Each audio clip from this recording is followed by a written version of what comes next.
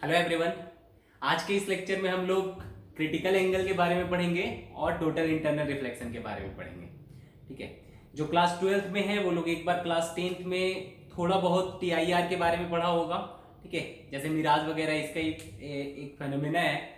ठीक है, और जो 12th पास हैं वो क्लास 12th में भी पढ़ चुके हो और क्लास 10th में भी थोड़ा सा पढ़ चुके हो, है ना।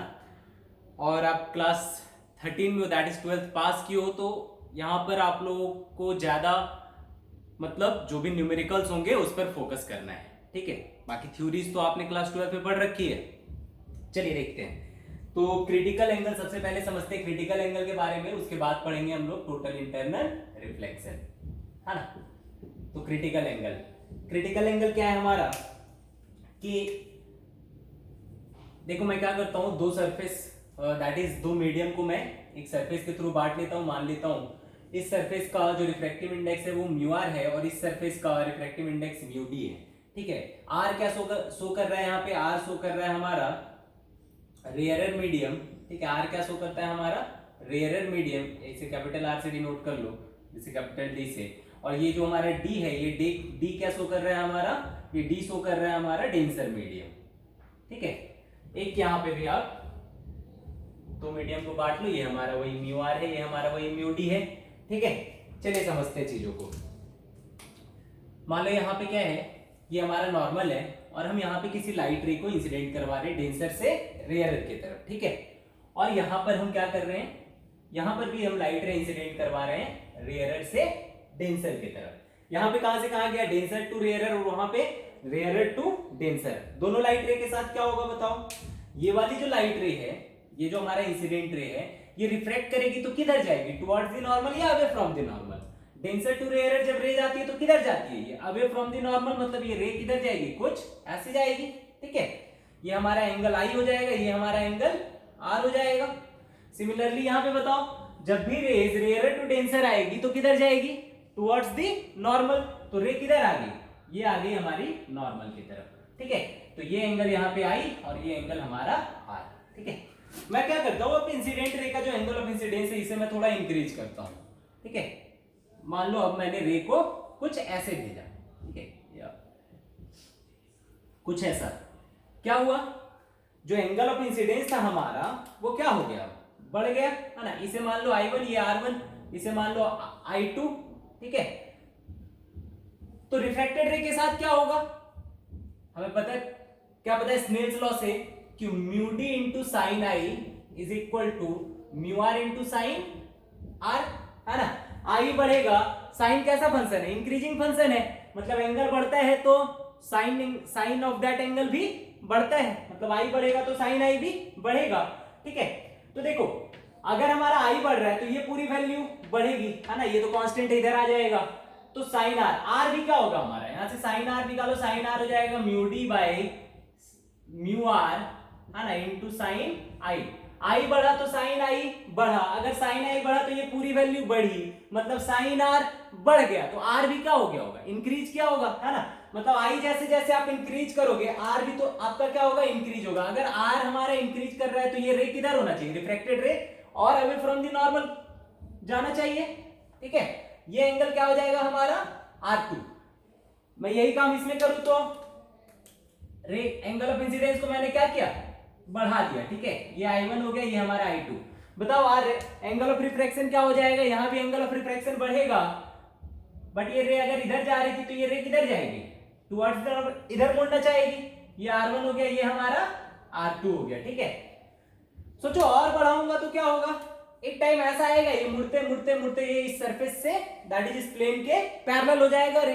ठीक है, तो एक टाइम ऐसा आएगा, एक एंगल ऑफ इंसिडेंस ऐसा होगा हमारा जब रिफ्रैक्टेड रे हमारा किधर चला जाएगा, parallel to the plane surface चला जाएगा, that is angle of refraction हमारा क्या हो जाएगा, 90 डिग्री के बराबर हो जाएगा। ठीक है, ये हमारा रिफ्रैक्टेड रे, ठीक, और ये हमारा इंसिडेंट रे।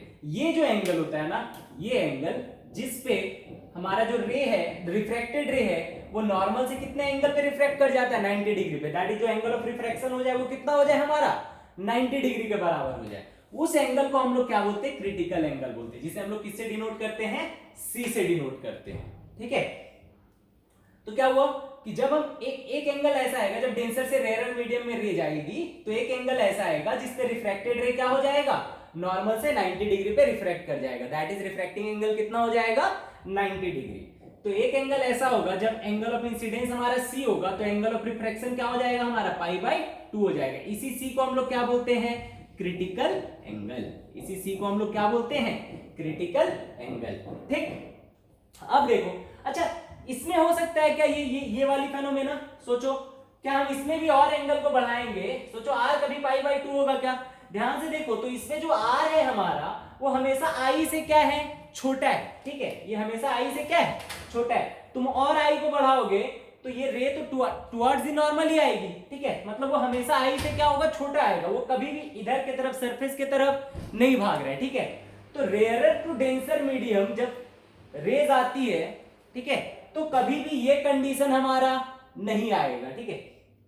तो क्रिटिकल एंगल वाला कंडीशन कब आएगा, जब रेज किधर से किधर जा रही हो, डेंसर से रेयरर में जा रही हो, ठीक है, समझ आया बात। इसमें और एंगल ऑफ इंसिडेंस बढ़ाओगे तो ये और इधर होगा, ठीक है, दिख ही रहा होगा आप लोगों को, ये हमने एंगल ऑफ इंसिडेंस और बढ़ा दिया तो रे आपका इधर आ गया, ठीक है, और बढ़ाया तो रे आपका और इधर आया, ठीक है, लगभग 90 डिग्री के बराबर, तो ये आपका इधर आ गया, ठीक है, समझ रहे हो क्या है। जब रेयरर से डेंसर मीडियम में आओगे तो हमारा ये वाला दैट इज फेनोमेना ये पॉसिबल नहीं हो पाएगा, ठीक है।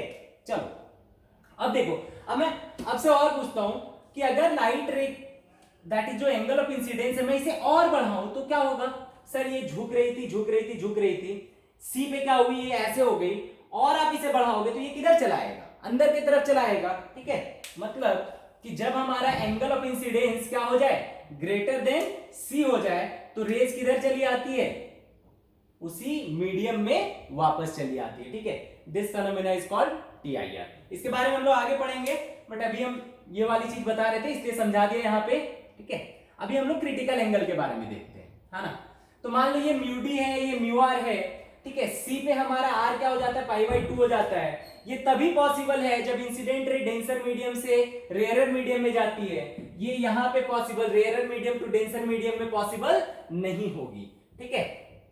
अब चलो, अब सोचो अगर ये हमें म्यू आर पता है, म्यू डी पता है, क्या हम ये सी पता कर सकते हैं, है ना। अगर हमें म्यू आर पता है, म्यू डी पता है, तो क्या हम ये सी पता कर सकते हैं। देखो स्नेल्स लॉ लगाते हैं किस वाले कंडीशन पे, जब एंगल हमारा सी है तो एंगल ऑफ रिफ्रैक्शन हमारा क्या हो गया, π/2 हो गया, ठीक है। तो स्नेल्स लॉ लगाओ, स्नेल्स लॉ क्या लगाएंगे, इसका refractive index into sine of इसका angle, that is mu D into sine, कौन सा एंगल, सी वाला, है ना, क्रिटिकल एंगल, यही हमें निकालनी है। Sine C is equal to mu R into sine R, R कितना है हमारा, आर कितना है हमारा, π/2 है ना, आर कितना हो गया हमारा, π/2 हो गया, ठीक है। तो यहां से साइन सी क्या लिखोगे आप, साइन सी लिखूंगा sir mu R upon mu D into 1, तो यहां से सी निकल जाएगा क्या हमारा, सी कितना हो जाएगा, sine inverse mu R upon mu D, ठीक है।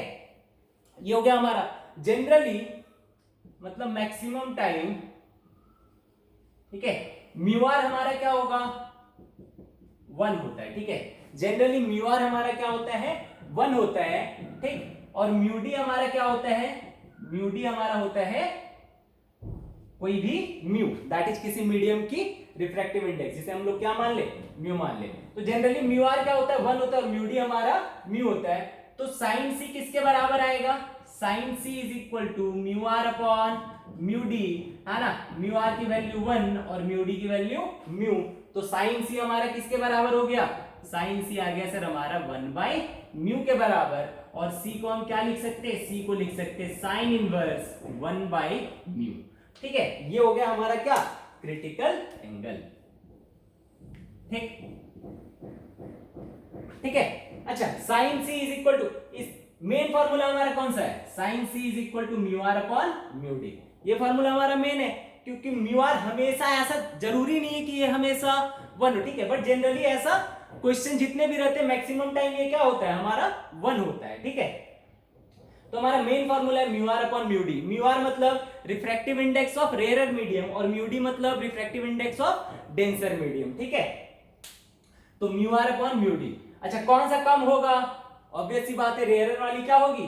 कम होगी और डेंसर वाली अधिक होगी। तो ये कम अपॉन अधिक, बताओ इसकी वैल्यू क्या होगी? 1 से छोटी आएगी, आनी भी चाहिए। क्यों? क्योंकि इधर साइन थीटा है और साइन थीटा की वैल्यू हमेशा क्या होती है, क्या होता है? 0 -1 से 1 के बीच में होता है, और पॉजिटिव वैल्यूज की बात करें तो 0 से 1 के बीच में होता है। ठीक है, चलो देखो, तो ये हो गया हमारा क्रिटिकल एंगल।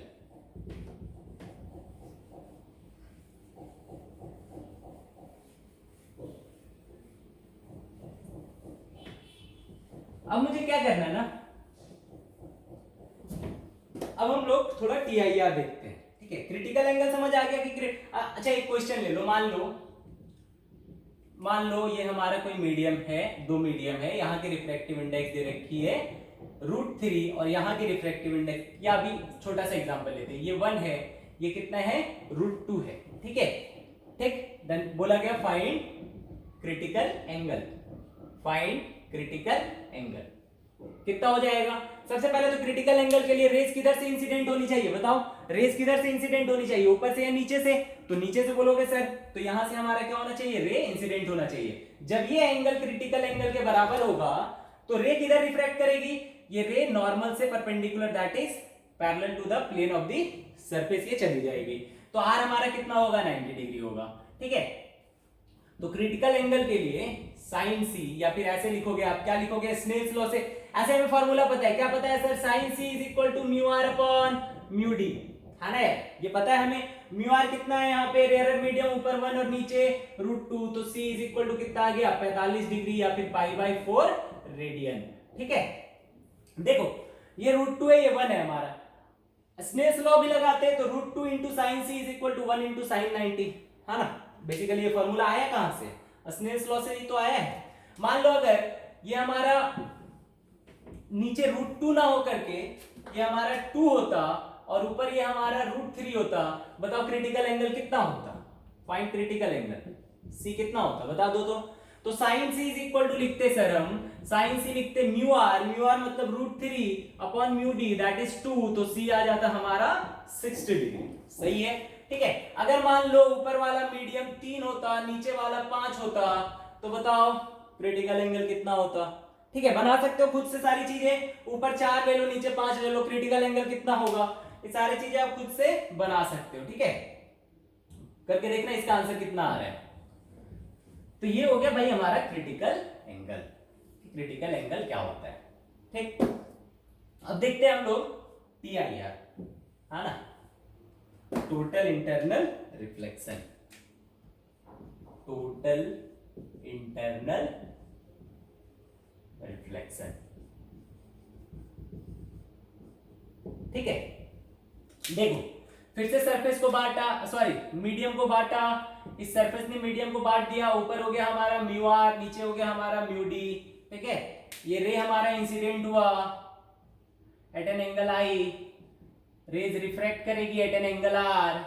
एक ऐसा एंगल होगा जिसपे रिफ्रैक्टेड रे किधर चली जाएगी? परपेंडिकुलर टू द नॉर्मल, ये चली आई इस पे। ये कब होगा? जब हमारा एंगल ऑफ इंसिडेंस किसके बराबर हो जाए? क्रिटिकल एंगल के बराबर हो जाए। मतलब देखो ये रे क्या हो रही है? इधर भाग रही है, तो रिफ्रैक्टेड रे किधर भाग रही है? नॉर्मल के, सॉरी प्लेन के तरफ, मतलब नॉर्मल से दूर भाग रही है। एक एंगल ऐसा आया जब रे इधर हो गई, ठीक है। अब और आगे बढ़ाओगे इसे तो रे क्या करेगी? और मुड़ेगी, है ना? रे क्या करेगी? और मुड़ेगी। ये आपने ऐसे भेजा, ये ऐसे मुड़ गई। आपने थोड़ा एंगल बढ़ाया, ये थोड़ा एंगल मुड़ के झुक गई। आपने और थोड़ा एंगल बढ़ाया, ये झुक करके पैरेलल हो गई। और बढ़ाओगे तो ये और झुक करके अंदर चली आएगी। मतलब जब हमारा आई जो है, ठीक है, वो ग्रेटर देन, ठीक है, या इसे आई कुछ आई डैश मान लो, जब I dash angle of incidence हमारा क्या हो जाए? ग्रेटर देन क्रिटिकल एंगल हो जाएगा, तो रेज क्या हो जाएंगी? उसी मीडियम में वापस चली आएंगी। ठीक है, उसी मीडियम में क्या हो जाएंगी? वापस चली आएंगी। अगर ये रेज ऐसे आ रही है, उसी मीडियम में वापस चली आ रही है ना, और उतना ही एंगल बना के वापस आ रही है, ये क्या हो जाएगा? हमारा रिफ्लेक्शन हो जाएगा। ठीक है, इसमें क्या होता है? जो भी रेज यहाँ पे टकराएंगी, जिनका एंगल क्रिटिकल एंगल से क्या हो? बड़ा हो, तो रेज क्या कर जाती है? उसी मीडियम में बाउंस बैक कर जाती है, ठीक है, और इसी फेनोमेना को हम लोग क्या बोलते हैं, टोटल इंटरनल रिफ्लेक्शन। ठीक, तो यहाँ पे याद रखने वाली चीज क्या है, बाकी सारी चीजों को तो मिटा दो, है ना। दो चीजें यहाँ पे, दो रे बनाते हैं हम लोग, कौन कौन सी रे बनाएंगे, एक रे बनाओ एट एन एंगल सी, ठीक है। जब रेस क्या होंगी, जब रे क्या हो जाएगी, क्रिटिकल एंगल पे होगी, तो ये रिफ्रैक्ट करके कहां चला जाएगा, पैरेलल टू सरफेस चला जाएगा, दैट इज आर कितना हो जाएगा हमारा 90 डिग्री के बराबर हो जाएगा। और एक जब हमारा एंगल ऑफ इंसिडेंस क्या हो जाए, क्रिटिकल एंगल से बड़ा हो जाए, तो रे क्या करेगा हमारा, रे हमारा उसी मीडियम में बाउंस बैक कर जाएगा, जितना एंगल ये बना रहा है उतना ही एंगल ये भी बनाएगा, ठीक है। ये जो रे हो गया, this phenomena is called total internal reflection. तो हम लोग क्या लिखेंगे कि when angle of incidence is greater than critical angle, when angle of incidence is greater than critical angle, है ना, rays get reflected back in the same medium, है ना। this phenomena is called total internal reflection, total internal reflection, ठीक है। चलिए देखिए, तो ये हो गया हमारा TIR, ठीक। तो देखो कहानी कहां पे चेंज हुई, ये क्रिटिकल एंगल पे, तो अपना सारा खेल कहां पे रहेगा, इसी क्रिटिकल एंगल पे रहेगा, ठीक है। तो सबसे ज्यादा इंपॉर्टेंट चीज हमें याद क्या रखना है, ये क्रिटिकल एंगल की वैल्यू, ठीक है। सारा गेम हमारा यहीं पर चलेगा, इस क्रिटिकल एंगल पर चलेगा, ठीक। चलिए तो आगे बढ़ते हैं हम लोग, ये हो गया हमारा टोटल इंटरनल रिफ्लेक्शन। चलो देखो,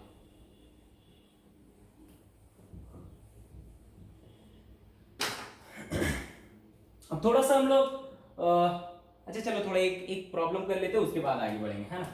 मान लो जैसे वही मीडियम लो, ठीक है,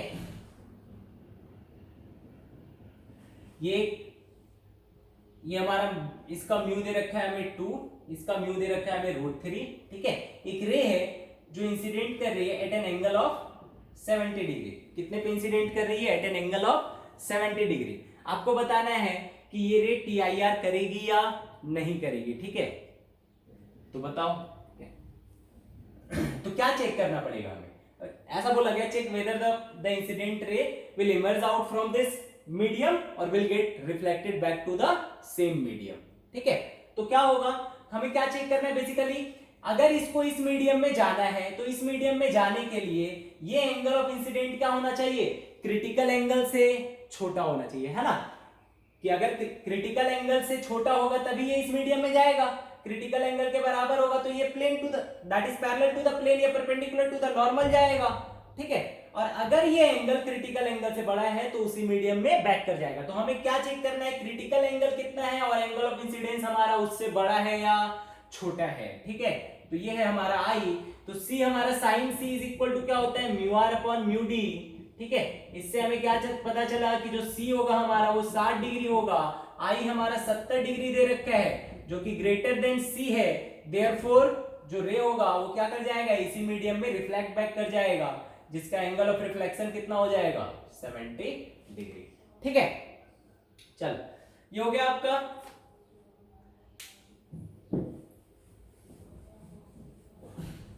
ठीक। अब हम लोग थोड़ा सा क्या करते हैं, थोड़ा सा बात करते हैं हम लोग एंगल ऑफ डेविएशन के बारे में, ठीक है। अभी तक जितनी भी चीजें पढ़े हम लोग, रिफ्लेक्शन हो, प्लेन मिरर में रिफ्लेक्शन हो, कर्व्ड मिरर में रिफ्लेक्शन हो, ठीक है। फिर रिफ्रैक्शन पढ़ा, रिफ्रैक्शन में भी हमने एंगल ऑफ डेविएशन पढ़ा। अब TIR में हम लोग एंगल ऑफ डेविएशन पढ़ते हैं, ठीक है।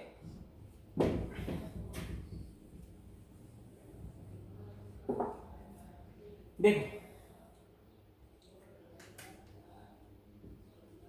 एंगल ऑफ डेविएशन, ठीक। देखो हो क्या रहा है यहां पर कि जो रेज है आ रही है ना, एंगल मान लो ये I1 है, ठीक। क्या की है, रिफ्रैक्ट की, है ना। मतलब यहाँ पे क्या हुआ, ये जो I1 होगा ये क्या होगा, ये क्रिटिकल एंगल से बड़ा होगा या छोटा होगा, बोलो। ये क्रिटिकल एंगल से क्या होगा, छोटा होगा, तभी ये क्या हो रहा है, इस मीडियम में बाहर जा रहा है, ठीक है। अब देखो, अब मैं क्या कर रहा हूं, और तो यहाँ पे कौन सा फेनोमेना हुआ, यहाँ पे हो गया सर हमारा रिफ्रैक्शन। यहाँ पे क्या हो गया हमारा, रिफ्रैक्शन, ठीक है। तो यहाँ पे मैं आपसे डेल्टा पूछूं कि एंगल ऑफ डेविएशन क्या होगा, तो आप क्या बोलोगे, ये हो जाएगा सर, ये पूरा आर है, ये एंगल आई है, तो ये हो जाएगा हमारा आर माइनस आई, ठीक है। तो डेल्टा यहाँ पे कितना आ जाएगा, ये आ जाएगा सर हमारा आर माइनस आई के बराबर आ जाएगा, ठीक है। चलो देखो आगे बढ़ो, यहां पे क्या कर रहा हूं मैं, ये रे को लाया जो कि एंगल ऑफ इंसिडेंस, जिसमें एंगल ऑफ इंसिडेंस किसके बराबर दे रखा है, क्रिटिकल एंगल के बराबर दे रखा है। क्या होगा, रेज क्या करेंगी, परपेंडिकुलर टू द नॉर्मल या पैरेलल टू द सरफेस चली जाएंगी, ठीक है। तो यहाँ पे आर कितना हो गया हमारा 90 डिग्री, बता सकते हैं यहाँ पे हमारा डेविएशन कितना होगा, 90 डिग्री बोलो या पाई बाई 2 बोलो, डेविएशन कितना हो जाएगा हमारा, ये हो जाएगा सर हमारा पाई बाई 2 माइनस सी, यही हो जाएगा ना, ठीक है। ये हमारा c, तो ये c, ये पूरा पाई बाई 2, तो ये हो जाएगा हमारा पाई बाई 2 माइनस सी, सही है सर। अब देखो, अब एक कंडीशन, जब क्या हो, जब रेज क्या हो रहे हो, इंसिडेंट हो रहे हो at an angle greater than critical angle, ठीक है। तो क्या होगा, तो सर रेज क्या करेंगी, इसी मीडियम में रिफ्लेक्ट बैक करेंगी एट एन एंगल आई, ठीक है। तो यहाँ पे हमारा डेल्टा क्या हो जाएगा, ये सर इधर जा रही थी, ये रिफ्लेक्शन है ना, रिफ्लेक्शन में याद करो क्या आता था हमारा, ये पूरा एंगल कितना, ये पूरा एंगल 180 या पाई, और ये पूरा कितना, ये आई प्लस आई 2i, तो जो डेल्टा होगा हमारा वो आएगा पाई माइनस 2i या फिर 180 माइनस 2i, ठीक है। तो डेल्टा हमारा कितना हो गया, पाई माइनस 2i, ठीक, ठीक है। तो ये हमारा 3 कंडीशन है कि एक तो रिफ्रैक्शन हो रहा है, एक जब क्रिटिकल एंगल होगा, और एक जब क्रिटिकल एंगल से क्या हो जाएगा, आई हमारे क्रिटिकल एंगल से बड़ा हो जाएगा। यहाँ पे आई क्या है हमारा, लेस देन क्रिटिकल एंगल है, ठीक है। तो चलो एंगल ऑफ डेविएशन देखते हैं। देखो मुझे क्या करना है ना, मुझे एंगल ऑफ डेविएशन है ना और आई के बीच का ग्राफ बनाना है, ठीक है। मुझे एंगल ऑफ डेविएशन और आई के बीच का ग्राफ बनाना है, ठीक। देखो यहां बनाता हूं ग्राफ में, ठीक है।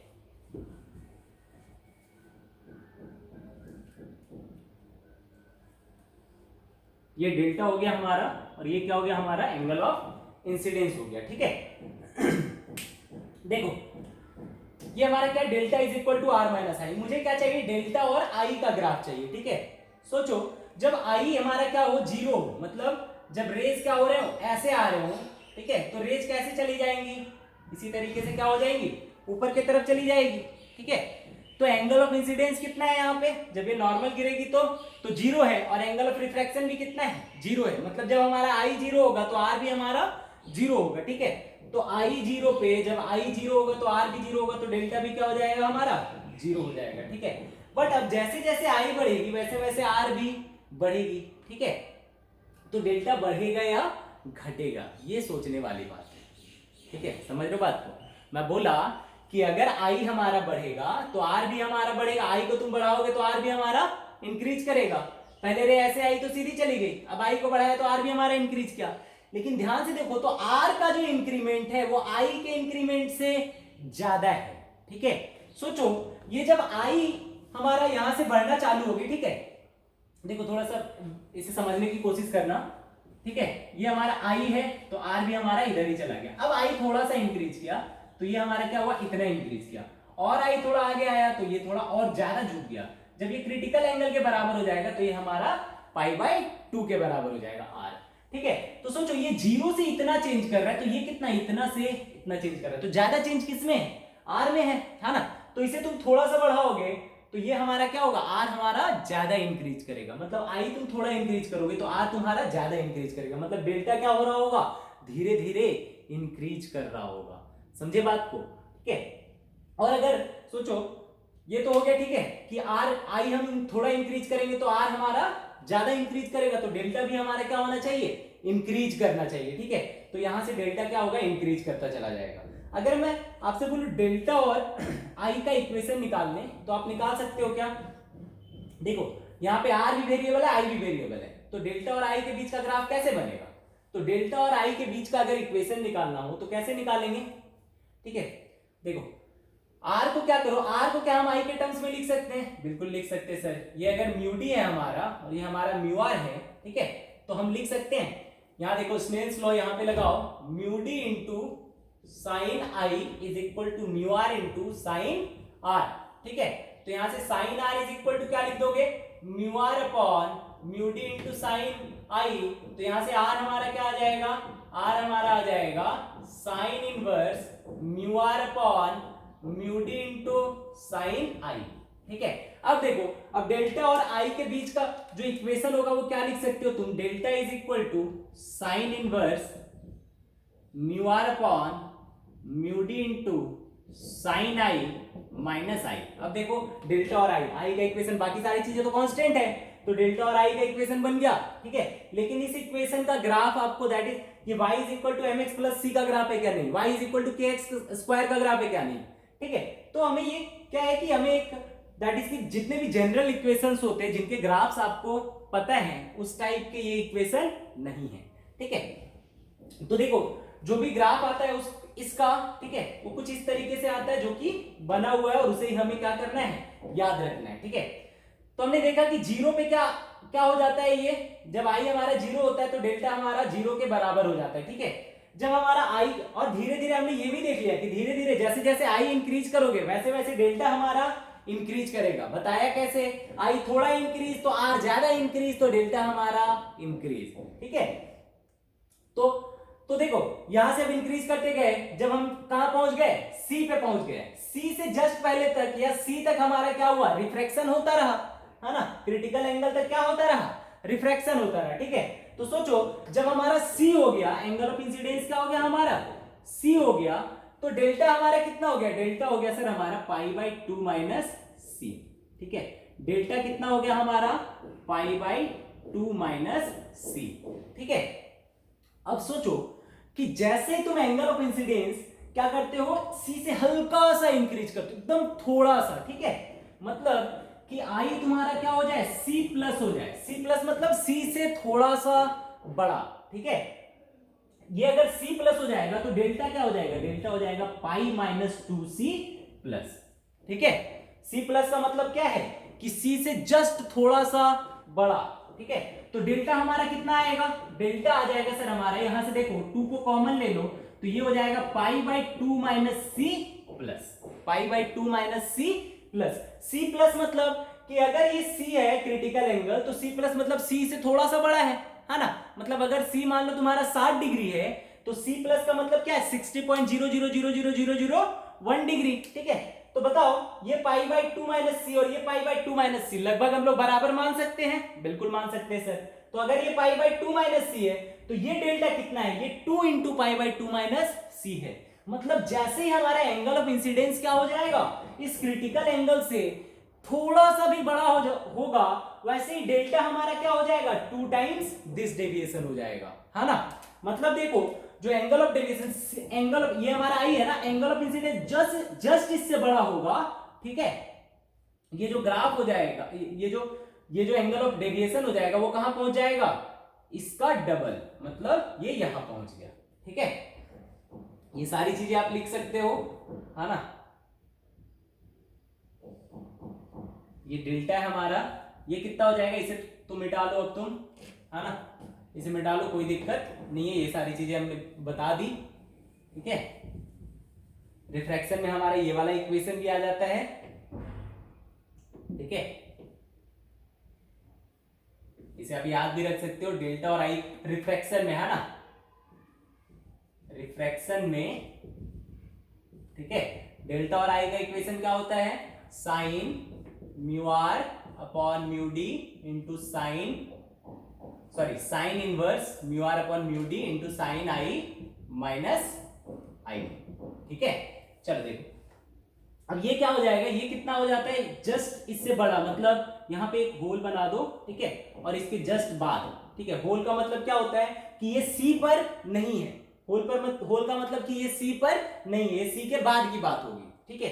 तो जस्ट सी से बड़ा होने पे ये कहा क्या हो जाता है, एंगल ऑफ डेविएशन डबल हो जाएगा, 2 into pi by 2 minus C हो जाएगा, ठीक है। और उसके बाद तो सर हमारा जो इक्वेशन है डेल्टा और आई का, ध्यान से देखो तो ये क्या है, डेल्टा और आई का स्ट्रेट लाइन इक्वेशन है ना। और इसका जो स्लोप है वो क्या है, -2 मतलब नेगेटिव स्लोप है। तो ग्राफ कैसा हो जाएगा, ग्राफ यहां से straight line with negative slope बन जाएगा, ठीक है। कहां तक जाएगा ये, पाई बाई 2 तक जाएगा, ठीक। तो ये हमारा बनता है डेल्टा और आई का ग्राफ। डेल्टा यहां से यहां तक का तो बनाया नहीं है ना। तो 0 पे ये हो गया और सी पे ये हो गया, ठीक है। तो ये जो ग्राफ होगा दैट इज पाई 0 से लेकर के सी तक का, दैट इज रिफ्रैक्शन वाला, वो ग्राफ क्या होता है, इस इक्वेशन से आता है। और इस इक्वेशन का ग्राफ कुछ हमारा ऐसा आता है ना, जो कि मुझे सिर्फ और सिर्फ क्या करना है, याद रखना है, ठीक है। याद रखना है इन द सेंस के कोई यूज नहीं है सर, है बहुत बड़ा यूज है, ठीक है। ऐसा नहीं सिर्फ याद रखना है, इसका यूज आएगा, क्या होता है, ठीक है। ऐसा करके कुछ क्या होता है, ग्राफ बनता है इसका।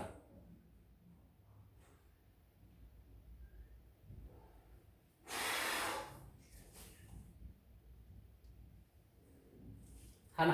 तो ये हो गया हमारा डेल्टा और आई का ग्राफ, ठीक। तो डेल्टा ये देखो यहां से यहां तक क्या है, ये किसका है, रिफ्रैक्शन का है। ये पॉइंट क्या है, क्रिटिकल एंगल का है। और ये ग्राफ किसका है, ये है TIR का, ठीक है। ये किसका है, ये सर रिफ्रैक्शन का, ठीक। ये पॉइंट है क्रिटिकल एंगल का, ठीक है। और ये किसका है, ये है हमारा टोटल इंटरनल रिफ्लेक्शन का, ठीक है। चल अब देखो थोड़ा क्वेश्चन करते हैं इस पे। ग्राफ तो बन गया सर हमारा, ठीक है। ये क्या है, डेल्टा है, और ये क्या है हमारा एंगल ऑफ इंसिडेंट है, ठीक। चलो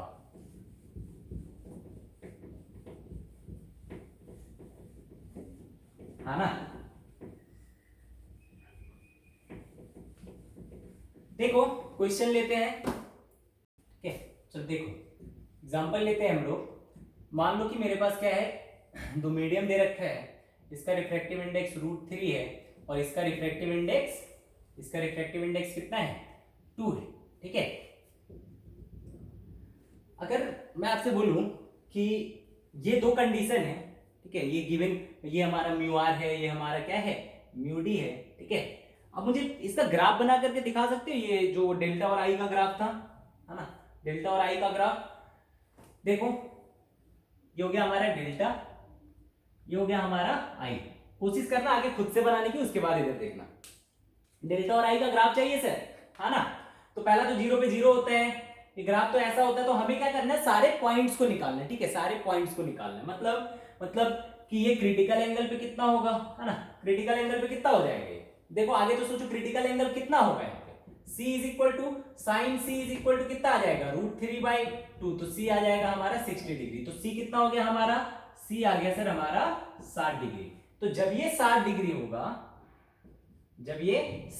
होगा, तो बताओ ये एंगल ऑफ डेविएशन कितना हो जाएगा। सर एंगल ऑफ डेविएशन बताया था आपने π/2 माइनस π/2 मतलब 90 डिग्री, है ना। π/2 मतलब 90 डिग्री, या 60 को क्या लिख सकते हो आप, π/3। तो ये हो जाएगा π/2 माइनस C, मतलब π/2 माइनस π/3, मतलब ये कितना आ गया, π/6, ठीक है। π/6 मतलब कितना, 30 डिग्री।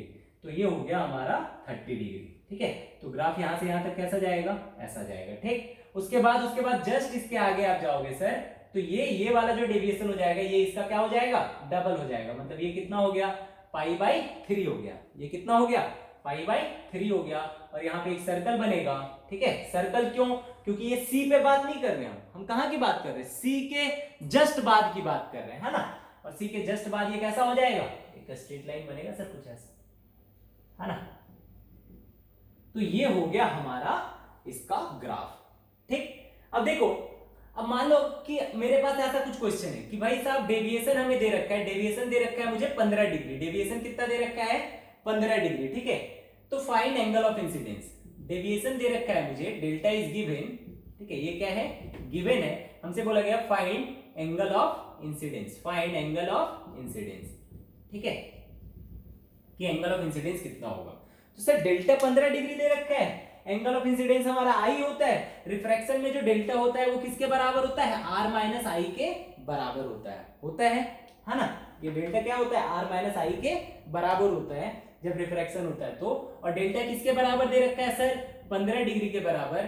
तो आर हमारा किसके बराबर हो जाएगा, आर हमारा किसके बराबर हो जाएगा, आई प्लस 15 के बराबर हो जाएगा। ठीक है, किसके बराबर हो जाएगा, आई प्लस 15 के बराबर हो जाएगा। सही है सर।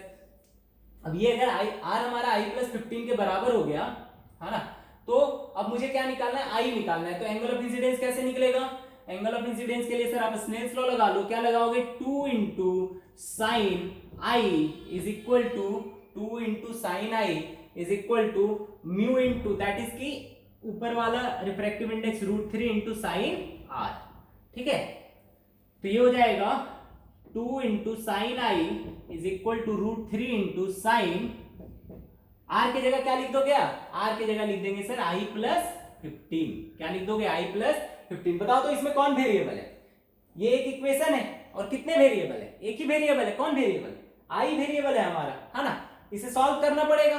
ठीक है, इसे आप सॉल्व करोगे, कैसे सॉल्व करोगे, सिंपली तो ये सॉल्व होगा नहीं। ध्यान से देखो तो इधर आ जाएगा 2/√3, इधर क्या आ जाएगा 2/√3। ठीक है, ये साइन आई प्लस 15 जो दे रखा है ना, इसे आप तोड़ो साइन आई प्लस साइन ए प्लस बी में। तो साइन आई इंटू कॉस 15 प्लस कॉस आई इंटू साइन 15। ठीक है, तो साइन आई इंटू कॉस 15 और यहां से साइन आई आकर के क्या हो जाएगा, डिवाइड हो जाएगा। तो क्या बच जाएगा यहाँ पे कॉस 15। जो सेकेंड टर्म होगा उसमें क्या होगा, कॉस आई इंटू साइन 15, है ना, और उसमें क्या आकर के डिवाइड होगा, साइन आई आकर के डिवाइड होगा। तो ये हो जाएगा कॉट आई इंटू साइन 15। ठीक है, कॉस 15 की वैल्यू निकालो। ठीक है, साइंटिफिक कैलकुलेटर निकालना। ठीक है, नेट पर, क्योंकि ये सारे वैल्यूज अगर एग्जाम में आते तो ये सारे जो भी कॉस 15 साइन 15 होंगे उन सारी चीजों का वैल्यूज आपको एग्जाम में गिवन होगा। ठीक है, तो यहां से हमारा क्या आ जाएगा, यहां से आप वैल्यू निकालोगे, क्या आएगा, कॉट आई हमारा आ जाएगा 2/√3 माइनस कॉस 15 अपॉन साइन 15। ठीक है, इसे सॉल्व करोगे तो हमारा जो आई आता है वो नियरली इक्वल टू 53.889 डिग्री या नियरली इक्वल टू तुम मान सकते हो 54 डिग्री के बराबर आएगा। ठीक है, आई किसके बराबर आ गया, 54 डिग्री के बराबर। ठीक, तो देखो क्या it is the only answer कि आई हमारा 54 डिग्री ही सिर्फ आंसर होगा या कुछ और भी हो सकते हैं। डेल्टा जो हमारा 15 डिग्री है, ध्यान से देख तो 15 डिग्री मतलब ये तो 0 है, ये कितना है 0 डिग्री, और ये कितना है, ये π/6 मतलब 30 डिग्री, मतलब 15 डिग्री क्या इधर कहीं, है ना। तो 15 डिग्री के लिए कितने एंगल ऑफ इंसिडेंस है, देखो ध्यान से कितने एंगल ऑफ इंसिडेंस है। एक बार ये 15 डिग्री का डेविएशन यहां देगा और एक बार ये 15 डिग्री का डेविएशन यहां पे देगा। ये हमारा डेल्टा है ना, तो डेल्टा हमारा 15 डिग्री कितने बार आएगा, एक बार इस वाले एंगल ऑफ इंसिडेंस पे आएगा और एक बार इस वाले एंगल ऑफ इंसिडेंस। ये किसका ग्राफ है, ये है TIR का। हाँ मतलब सर, मतलब कि एक बार तो आपने रिफ्रैक्शन का कंडीशन मान करके निकाल लिया, लेकिन दोबारा आपको निकालना पड़ेगा किसका कंडीशन मान करके, रिफ्लेक्शन का, TIR का कंडीशन मान करके। ठीक है, तो एक आंसर तो ये होगा, ये हो गया I1 और ये हो गया I2। ठीक है, तो दो आंसर होंगे इस प्रॉब्लम के, है ना। तो ये 15 डिग्री पे एक डेविएशन हमारा आई हमारा इतना आएगा, ठीक है, और एक डेविएशन हमारा TIR के लिए आएगा। ये I2 कैसे निकलेगा, ये हमारा क्या हो गया I1। I2 कैसे निकलेगा, तो सर डेविएशन हमें दे रखा है 15 डिग्री और TIR के लिए डेविएशन का फार्मूला क्या होता है, पाई माइनस 2i। क्या होता है, पाई माइनस 2i, या फिर अगर डिग्री में लिखे इसे तो 180 माइनस 2i, है ना। क्या हो जाएगा 180 माइनस 2i। सही है सर। तो डेल्टा हमें कितना दे रखा है, ये डेल्टा कितना है हमारा 15 डिग्री, तो डेल्टा को किसके बराबर कर दो, 15 डिग्री के बराबर कर दो। तो यहाँ I2 हमारा कितना आ जाएगा 180 minus 15 that is 165, 165/2 that is 82.5 degree. ठीक है, तो देखो यहाँ पे इस I के कितने वैल्यूज आए, एक वैल्यू रिफ्रैक्शन के लिए और एक वैल्यू रिफ्लेक्शन के लिए, that is total internal reflection के लिए। तो ये चीजें हमें ध्यान रखनी है। तो सर कब पता चलेगा हमें कि ये जो डेल्टा है ना, इस डेल्टा के लिए 2 I आएंगे या 1 I आएंगे, है ना। तो ध्यान से देख, अगर डेल्टा हमारा इस वाले पॉइंट से, इस वाले ये कौन सा पॉइंट था, ये पॉइंट था हमारा π/2 माइनस c वाला, π/2 माइनस c वाला, है ना। अगर ये डेल्टा हमारा पाई बाई 2 माइनस सी से नीचे है तो कितने एंगल ऑफ इंसिडेंस होंगे? 2, ठीक है। और पाई बाई 2 माइनस सी से ऊपर है तो कितने एंगल ऑफ इंसिडेंस होंगे? सिर्फ और सिर्फ एक ही। जब पाई बाई 2 माइनस सी से नीचे होंगे तो एंगल ऑफ इंसिडेंस कौन कौन से? एक बार रिफ्रैक्शन के लिए और एक बार रिफ्लेक्शन के लिए, है ना। और जब ये पाई बाई 2 माइनस सी से बड़े होंगे तो किसके लिए होंगे? सिर्फ और सिर्फ रिफ्लेक्शन के लिए होंगे, ठीक है। जैसे एक क्वेश्चन मान लो, ये तो हो गया हमारा, तो यहाँ पे angle of incidence, find angle of incidence. तो एंगल ऑफ इंसिडेंस कितने होंगे? 2 होंगे। कौन कौन से? एक 54 डिग्री और एक 82.5 डिग्री, ठीक है। चलो देखो, तो ये हो गया हमारा। अब मान लो कि यही डेल्टा अगर हमारा 15 डिग्री ना देकर के कितना दिया रहता? 45 डिग्री। 15 डिग्री ना देकर के कितना दिया रहता? 45 डिग्री। तो 45 डिग्री कहां होता बताओ तो? पाई बाई 2 माइनस सी से नीचे होता है या ऊपर होता है? देखो पाई बाई 2 माइनस सी कितना आ रहा है? 30 डिग्री। मतलब 45 मतलब क्या इधर कहीं होगा? 45 हमारा किधर होगा? इस जगह पे होगा। तो 45 डिग्री अगर यहाँ पे होगा तो बताओ यहाँ रिफ्रैक्शन 45 डिग्री पे रिफ्रैक्शन पॉसिबल है क्या? जब डेविएशन हमारा 45 हो, डेविएशन हमारा 45 हो, ठीक है, तो रिफ्रैक्शन पॉसिबल है क्या? डेविएशन 45 पे रिफ्रैक्शन पॉसिबल नहीं है, ठीक है। 45 पे क्या पॉसिबल है? टोटल इंटरनल रिफ्लेक्शन पॉसिबल है। तो 45 डिग्री वाले डेविएशन पे क्या हम लोग लिखेंगे? डेल्टा हम लोग लिखेंगे 180 minus 2i, that is equal to 45 degree. तो यहां से i हमारा क्या आ जाएगा? i हमारा आ जाएगा 180 माइनस 45 बाई 2, मतलब 135 बाई 2, ठीक है। 135 तुम्हारा कितना हो जाएगा? 67.5 डिग्री। तो आई आपका कितना हो जाएगा 45 डिग्री के लिए? जब डेल्टा 45 डिग्री होगा तो आई हमारा 67.5 डिग्री होगा। क्या सिर्फ 67.5 डिग्री बोलो या कोई और भी होगा? नहीं, इस बार सिर्फ और सिर्फ क्या होंगे? 67.5 डिग्री होंगे, ठीक है। मतलब हमें क्या याद रखना है कि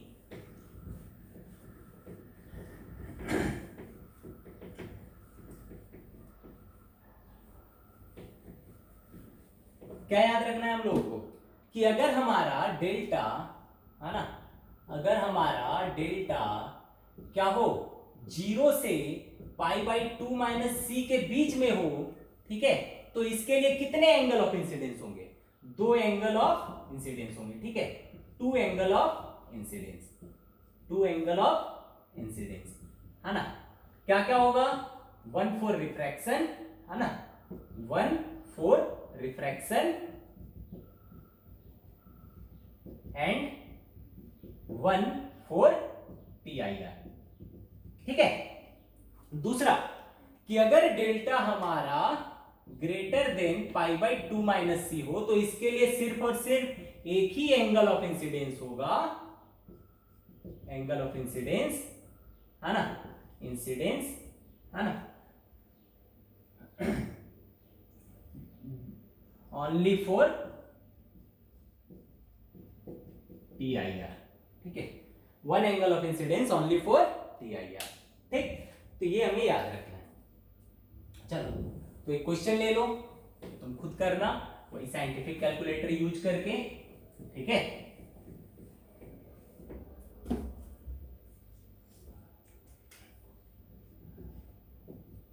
इसे करना आप लोग खुद ही।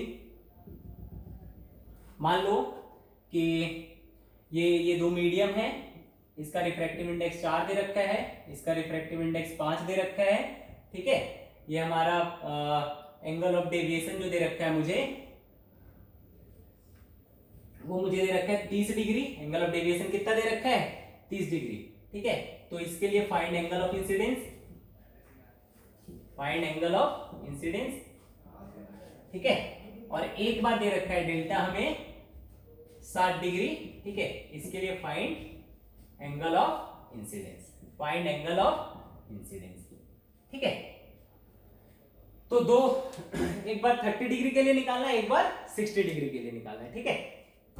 कोशिश करना आप लोग साइंटिफिक कैलकुलेटर, क्या करोगे? साइंटिफिक कैलकुलेटर सर्च मारना गूगल पर, ठीक है। पहला ऑप्शन नहीं, दूसरा ऑप्शन जो देगा उस पर क्लिक करके आप देख सकते हो, या फिर बहुतों के मोबाइल में जितने भी आपका, ठीक है, अभी जितने भी फोन्स हैं उस पर ये अवेलेबल होते हैं साइंटिफिक कैलकुलेटर, ठीक है। चलो देखो,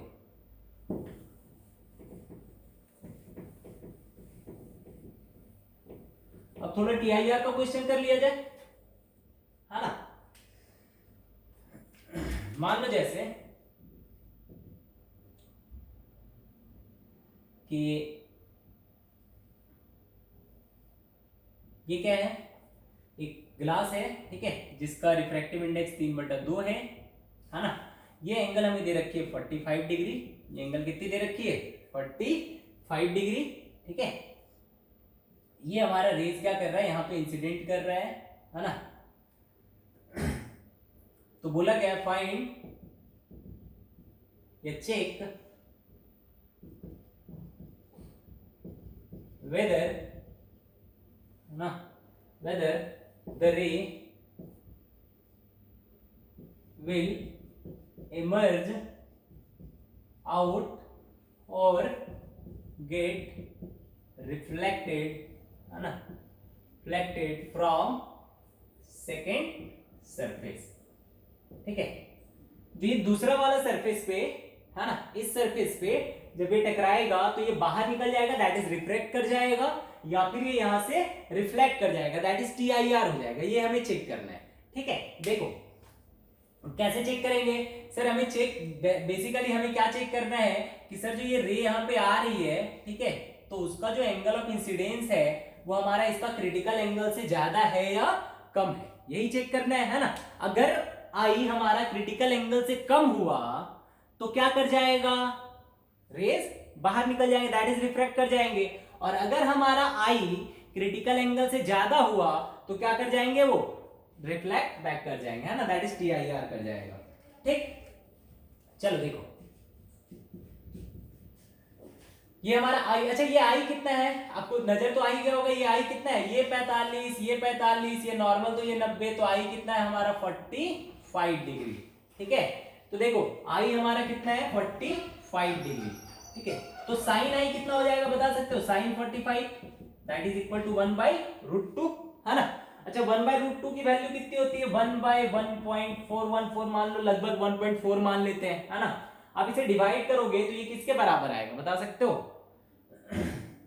सोचो 14 7 जो 98 दैट इज 0.7, है ना, आगे कुछ आएगा, ठीक।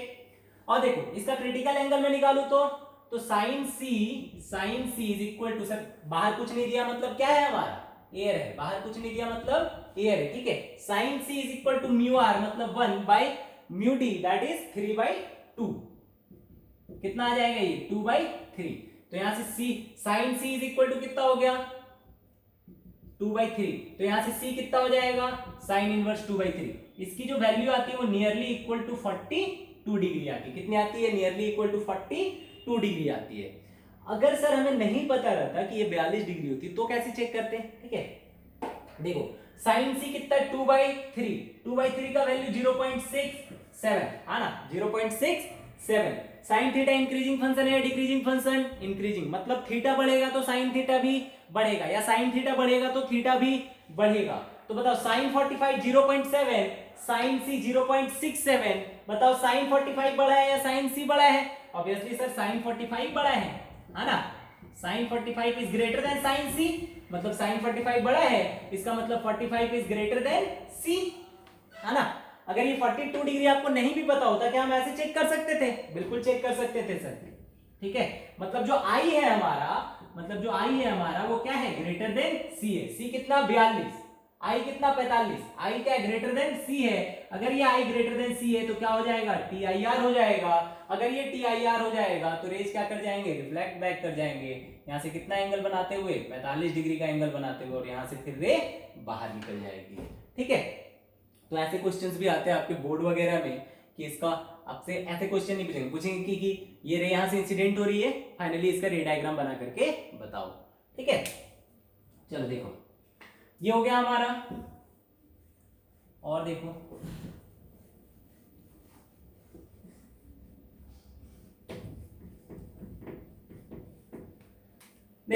एक क्वेश्चन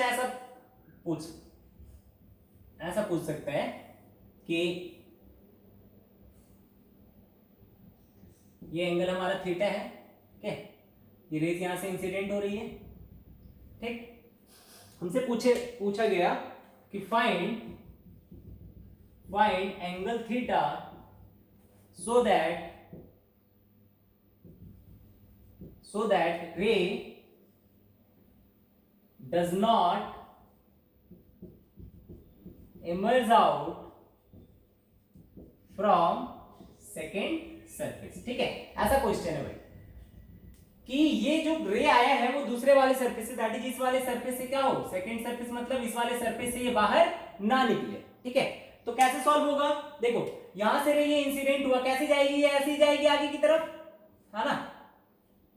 अगर इसे बाहर नहीं निकलना है तो इसका जो एंगल ऑफ इंसिडेंस है ये आई, वो किसके बराबर होना चाहिए, या वो किससे बड़ा होना चाहिए, ये हमारा जो आई है सर वो हमारा सी से बड़ा होना चाहिए। ठीक है, ठीक है, ये बाहर का रिफ्रैक्टिव इंडेक्स, ये बाहर एयर है, ये अंदर वही ग्लास है जो हमारा क्या है, इसका रिफ्रैक्टिव इंडेक्स हमें 3/2 दे रखा है। ठीक है, तो आई हमारा क्या होना चाहिए, सी से बड़ा होना चाहिए। ठीक है सर, तो देखो आई किसके बराबर, आई किसके बराबर है, देखो ध्यान से, अगर ये थीटा है, हमें क्या आई और सी का गणित नहीं, हमें थीटा निकालना है, हमें क्या निकालना है, थीटा निकालना है। अगर ये एंगल थीटा तो ये भी क्या होगा, थीटा होगा, तो आई किसके बराबर है, आई सर हमारा 90 माइनस थीटा के बराबर है। देखो ये थीटा, ये नॉर्मल है हमारा, ये क्या है हमारा नॉर्मल है, मतलब ये एंगल पूरा 90 है, तो ये थीटा, तो ये आई कितना हमारा 90 माइनस थीटा।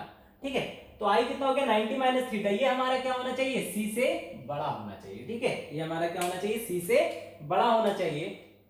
अब सी निकाल सकते हो क्या आप, अब निकाल सकते हैं सर, देखो कि साइन सी हमारा किसके बराबर है, साइन सी हमारा बराबर है 1/μ के बराबर, तो sine C is equal to 1/μ मतलब 2/3, तो यहां से सी कितना आ जाएगा, साइन इनवर्स 2/3, साइन इनवर्स 2/3 का वैल्यू आपको बताया, कितना बताया था हमने, 42 डिग्री, कितना बताया था 42 डिग्री, मतलब 90 minus theta should be greater then 42 degree, है ना।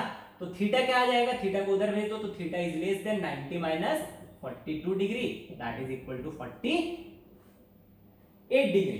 ठीक है, तो थीटा क्या होना चाहिए हमारा, लेस देन 48 डिग्री होना चाहिए। ठीक है, अगर थीटा हमारा लेस देन 48 डिग्री है तो ये क्या करेंगे, ये रेज आपका रिफ्लेक्ट बैक करेगा, दैट इज बाहर की तरफ ये रिफ्रैक्शन नहीं होगा। ठीक है, देखो, या फिर आंसर आपको ऐसे भी दे सकता है कि ये लाइन आपको अगर 42 डिग्री नहीं पता होता, ठीक है, ये आपको साइन सी 2/3 है, तो आपको 2/3 के टर्म्स में भी आंसर दे रखा होता। ठीक है, तो कैसे सॉल्व करते, देखो sine 90 minus theta, sine sine दोनों साइड मल्टीप्लाई कर दो, तो sine 90 minus theta is greater than sine C, यहां पे देखो, है ना, sine 90 minus theta is greater than C, तो sine 90 minus theta is greater than sine C. ठीक है, साइन फंक्शन लगाओगे, दोनों इंक्रीजिंग, साइन कैसा फंक्शन है, इंक्रीजिंग फंक्शन है, तो साइन आप दैट इज की जो ये जो साइन है ग्रेटर साइन वो आपका चेंज नहीं करेगा। ठीक है, तो देखो साइन 90 माइनस थीटा क्या हो गया, cos थीटा, और साइन सी की वैल्यू क्या होती है 1/μ, दैट इज 2/3 आ जाएगा, मतलब cos थीटा हमारा क्या आ गया, ग्रेटर देन 2/3 आ गया।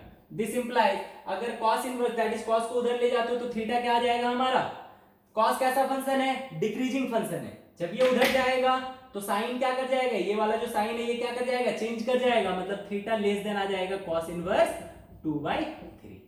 तो अगर 2/3 के टर्म्स में आंसर है तो थीटा हमारा लेस देन cos इनवर्स 2/3 हो जाएगा, अगर एंगल के टर्म्स में है थीटा लेस देन 48 डिग्री हो जाएगा। ठीक है, चलिए देखिए,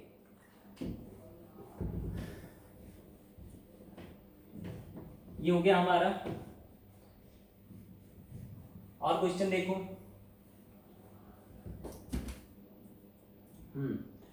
मान लो क्या है कि ऐसा कोई क्या है, ऐसा एक, अच्छा ऑप्टिकल फाइबर के बारे में तो आप लोगों को नहीं बताया। ठीक है, खैर हम लोग क्वेश्चन करते हैं, ठीक है, फिर आपको समझ आ जाएगा, आगे बता देंगे आपको ऑप्टिकल फाइबर क्या होती है। ये क्या है हमारा, एक कोई सिलेंडर है, ठीक है, अभी ऑप्टिकल फाइबर नहीं मानते, ये क्या हमारा कोई एक सिलेंडर है, ठीक है, इसका अंदर का जो रिफ्रैक्टिव इंडेक्स है इसे म्यू मान लो, है ना, और बाहर का रिफ्रैक्टिव इंडेक्स ये हमारा एयर है, जिसका रिफ्रैक्टिव इंडेक्स कितना है 1 है। ठीक है, यहां से रेज इंसिडेंट करवाई जा रही है, क्या कर रही है, रिफ्रैक्ट कर रहे हैं, है ना, और फिर यहां पर आकर के टकरा रहे हैं। ठीक, आई आर, तो ये क्या हो जाएगा 90 माइनस आर हो जाएगा। ठीक है, सही है सर। ठीक, देखो हमसे क्या बोला गया, हमसे बोला गया find the minimum value of this refractive index. ठीक है, इसका क्या करो आप, मिनिमम वैल्यू निकालो। ठीक, फाइंड, ये यहां लिख लो, find mu minimum, find mu minimum, इसकी minimum refractive index, so that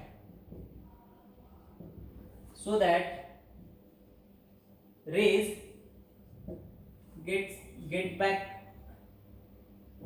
so that rays, ऐसे लिख लो से, so that rays does not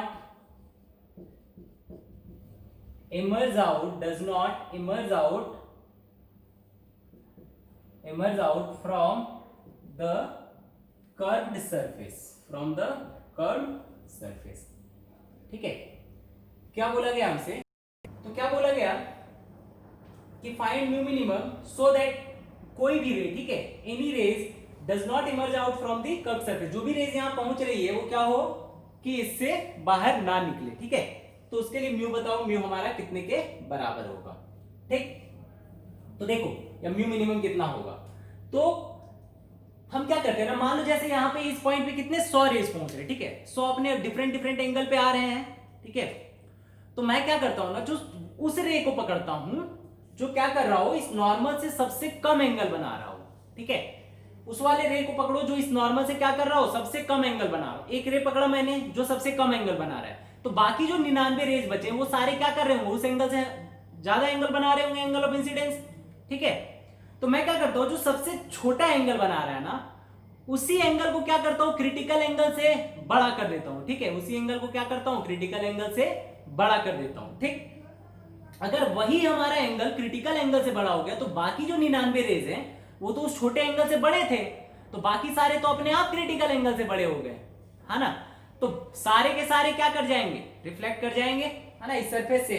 तो यहां का जो मिनिमम वैल्यू है, दैट इज इस वाला, ये जो एंगल है इसका जो मिनिमम वैल्यू है, इसे मान लो मैं क्या मान लेता हूं, R1 मान लेता हूं, ये R1, तो इसे ये क्या मान लेता हूं, मैं R2 मान लेता हूं। ठीक है, तो जो R2 की मिनिमम वैल्यू है उसे ही मैं क्या कर रहा हूं, क्रिटिकल एंगल से बड़ा कर दे रहा हूं। ठीक है, चलो तो सॉल्व करके देखते हैं अब हम लोग, है ना।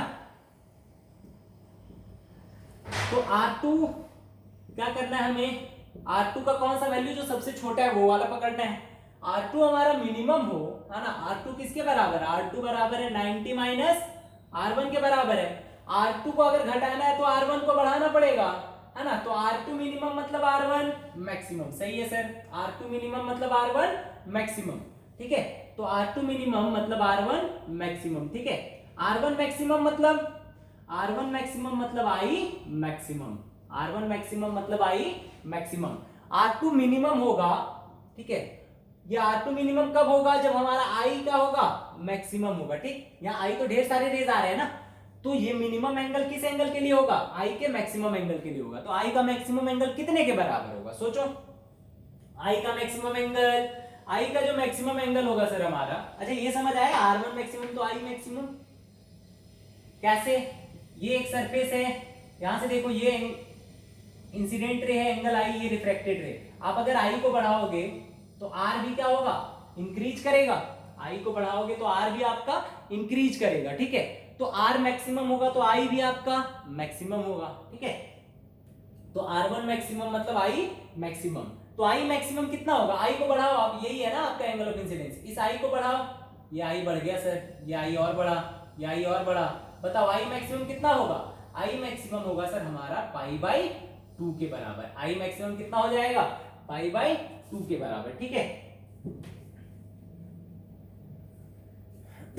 तो I मैक्सिमम हो गया हमारा, I मैक्सिमम हो गया हमारा पाई बाई 2। ठीक, तो R1 मैक्सिमम निकाल सकते हैं क्या, निकाल सकते हैं सर, कैसे निकलेगा, ये देखो स्नेल्स लॉ लगाओ, क्या हो जाएगा 1 into sine pi by 2 is equal to mu into sine R1 max, है ना। ठीक है, तो साइन R1 मैक्स कितना हो गया हमारा, साइन R1 मैक्स जो हो जाएगा ये हो जाएगा 1 बाई म्यू के बराबर। साइन R1 मैक्स किसके बराबर आ गया, 1 बाई म्यू के बराबर। मतलब सर ये जो R1 मैक्स है वो किसके बराबर है? ये sine sine is equal to sine theta is equal to 1 by mu, मतलब थीटा किसके बराबर होता था हमारा? C के बराबर होता था। मतलब क्या ये साइन C लिखा हुआ है? हाँ सर, ये क्या लिखा हुआ है? साइन C लिखा हुआ, मतलब R1 मैक्स की वैल्यू कितनी हो गई? C के बराबर हो गई। सिंपल सा बात है। देखो क्या है कि जब रेज क्रिटिकल एंगल पे जाती है तो किधर रिफ्रैक्ट हो जाती है? 90 डिग्री पे रिफ्रैक्ट हो जाती है, ठीक है। तो जब भी रेज पैरेलल टू सरफेस आएगी, है ना, मतलब एंगल ऑफ इंसिडेंस हमारा क्या हो जाएगा? पाई बाई 2 हो जाएगा, है ना। तो रेज रिफ्रैक्ट करके कितने एंगल पे रिफ्रैक्ट करेगी? क्रिटिकल एंगल पे रिफ्रैक्ट करेगी, ठीक है। तो यही फंडा है यहाँ पे। तो R1 मैक्स हमारा कितना हो गया? C के बराबर हो गया। सही है सर, R1 मैक्स किसके बराबर हो गया? C के बराबर हो गया। और R1 मैक्स की वैल्यू, R1 मैक्स मतलब R2 मिनिमम, है ना। R2 मिनिमम किसके बराबर हो गया सर?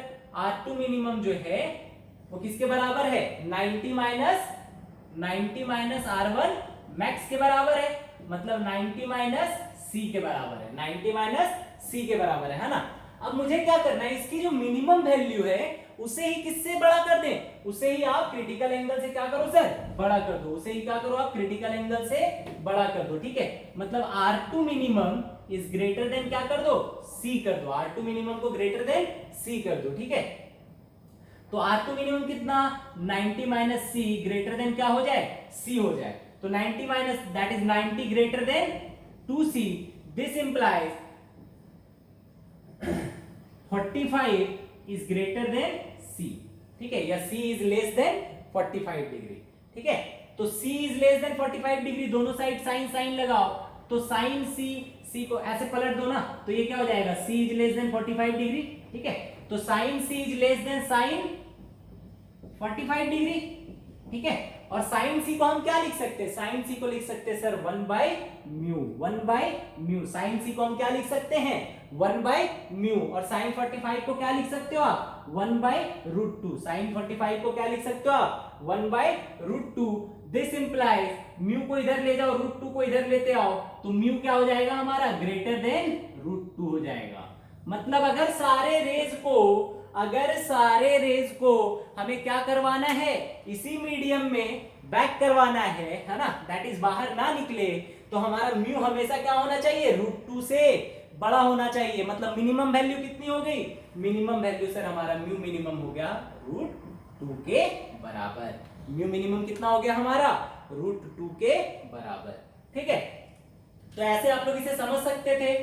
और अगर तरीके से करना है, ठीक है, दैट इज हम क्या करें? म्यू और आई के बीच का रिलेशन निकाल ले, ठीक है। ये तो समझने का हो गया, ऐसे भी आप सॉल्व कर सकते हो। एक और तरीका है इसे सॉल्व करने का। क्या तरीका है सर? देखो,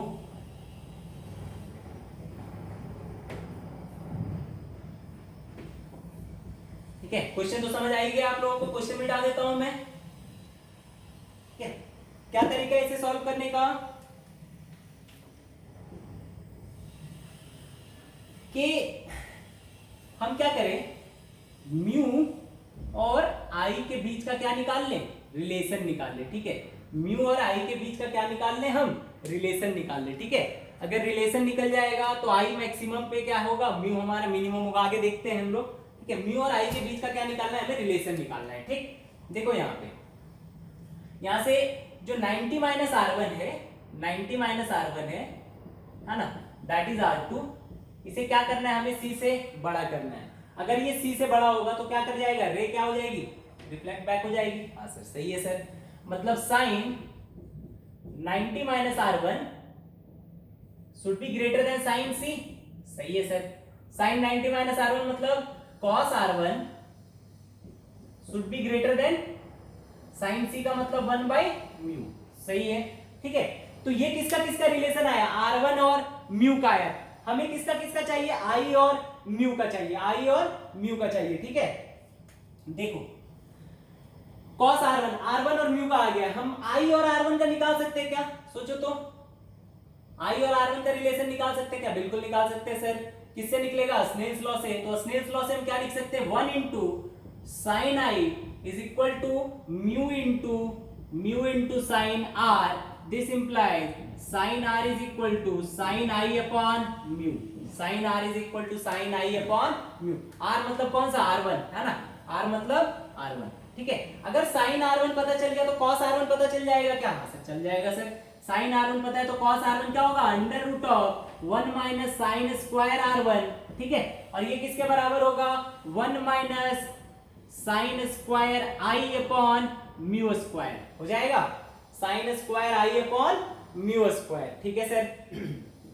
अब देखो sine square I upon mu square, इसे थोड़ा सा सॉल्व करो तो cos R1 आ जाएगा आपका under root of mu square minus sine square I upon mu, ठीक है। म्यू क्या हो गया, नीचे की तरफ, रूट का है सिर्फ और सिर्फ ऊपर वाले पार्ट में, म्यू स्क्वायर था तो म्यू बाहर निकल गया, ये आ गया cos R1, ये क्या आ गया हमारा cos R1। अब इस वैल्यू को आप कहां पुट कर दो, यहां पे पुट कर दो तो क्या म्यू बचेगा और आई बचेगा, तो म्यू और आई के बीच में रिलेशन आ जाएगा, ठीक है। तो इसे मान लो आप इक्वेशन 1 और इसे मान लो आप इक्वेशन 2, तो फ्रॉम 1 एंड 2 क्या आ जाएगा, देखो तो सॉल्व करो इसे, ये आएगा देखो under root of mu square minus sine square I upon mu greater than 1 by mu, है ना। cos R1 की जगह ये वैल्यू पुट कर दिया, ठीक है। म्यू से म्यू कट गया तो साइन स्क्वायर आई है ना प्लस 1, इसको उधर ले जाओ ना तो क्या हो जाएगा म्यू स्क्वायर, ये रूट को उधर ले जाओ तो स्क्वायर तो 1 ही रह जाएगा, तो mu square greater than 1 plus sine square I, है ना। Mu square greater than 1 plus sine square, तो म्यू क्या आ गया, greater than under root of 1 plus sine square I, mu क्या हो गया, greater than under root of 1 plus sine square I. अब सोच म्यू हमारा मिनिमम कब होगा, जब आई क्या होगा हमारा मैक्सिमम होगा, है ना। देखो म्यू हमारा मिनिमम कब होगा, जब ये वैल्यू क्या होगी, मैक्सिमम होगी, ठीक है। आई जब हमारा क्या हो जाएगा, मैक्सिमम हो जाएगा, ठीक। तो देखो देखा ना पिछले वाले में कि आई जब मैक्सिमम होगा तो म्यू क्या हो जाएगा हमारा, मिनिमम हो जाएगा। तो आई की मैक्सिमम वैल्यू कितनी होगी, आई की मैक्सिमम वैल्यू हो जाती है सर पाई बाई 2, ठीक है। तो आई मैक्स कितना हो गया हमारा, पाई बाई 2 हो गया, वहां पे पाई बाई 2 बैठाओ तो म्यू क्या आ जाएगा, म्यू आ जाएगा greater than under root of 1 plus sine pi by 2 1 होता है तो 1 that is equal to root 2, तो म्यू क्या आया ग्रेटर देन रूट 2, तो म्यू मिनिमम की वैल्यू क्या होगी, रूट 2 के बराबर होगी, ठीक है। तो mu will be minimum when I will be maximum. चलो देखो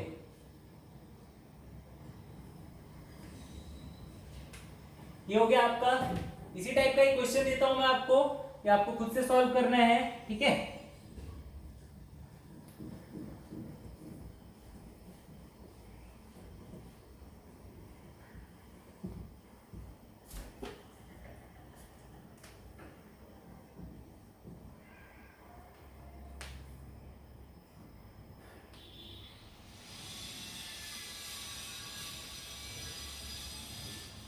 ठीक है, क्या है कि एक वही हमारा ट्यूब है, ठीक है, सिलेंडर, ये हमारा एंगल ऑफ इंसिडेंस है आई, ठीक है। इसे बढ़ा लो थोड़ा, ये आई है, ये आर है, ठीक है। हमसे बोला गया इसका म्यू दे रखा है, मुझे म्यू कितना दे रखा है, अंडर रूट ऑफ 1.25, इसका म्यू कितना दे रखा है, अंडर रूट ऑफ 1.25, ठीक है। क्वेश्चन है find I max for which ray does not emerge out from the curved surface, ठीक है। तो ये आपको खुद सोचना है, क्वेश्चन देखना, रिलेशन तो आ ही गया है, आई मैक्सिमम निकालना है, म्यू दे रखा है यार, खुद थोड़ा सा सोचना, ठीक है। रिलेशन भी आ गया, या फिर जो तरीका आपको बताया उस तरीके से सोचने की कोशिश करना, ठीक है, उससे सोचोगे तो और बेटर है। तो ये हो गया आपका क्वेश्चन, इसे सोल्व करना आप, है ना। चलो एक और क्वेश्चन लेते हैं। इस बार क्या है, हमारे पास ऐसा कोई पाइप है, ठीक है,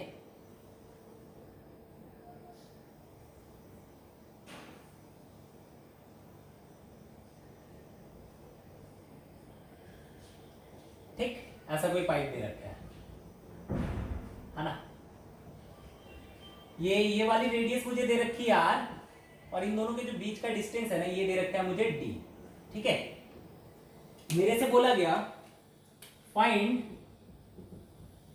ये वाला जो सरफेस है ये है ए, और ये वाला जो सरफेस है ये है सरफेस बी, ठीक है। Find maximum value of D by R, find maximum value of D by R so that कि जो भी रेज यहां पे गिर रही है, ठीक है, यहां पे ये रेज आ रही है, ठीक, so that rays comes out from surface B, ठीक है, comes out from surface B, ठीक है। मतलब क्या हो कि जितने भी रेज यहाँ पे आ रहे हैं, है ना, ये जो सारे रेज हैं जो भी यहाँ पे गिर रहे हैं वो सारे कहां से फिर निकले, इस बी सरफेस से निकले।